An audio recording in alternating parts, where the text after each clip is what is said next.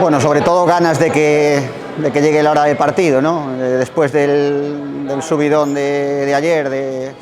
clasificarnos para la final en el último momento, pues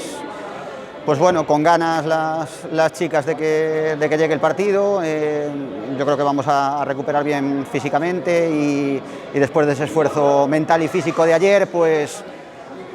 nada, intentar prepararnos bien, preparar bien el partido para mañana competir bien, que una final no se juega todos los días. Bueno, para Burela es una final más, para nosotros, como bien dices, es una cita histórica porque es la primera vez que el club juega una final de la Copa de la Reina. En ese sentido, Burela pues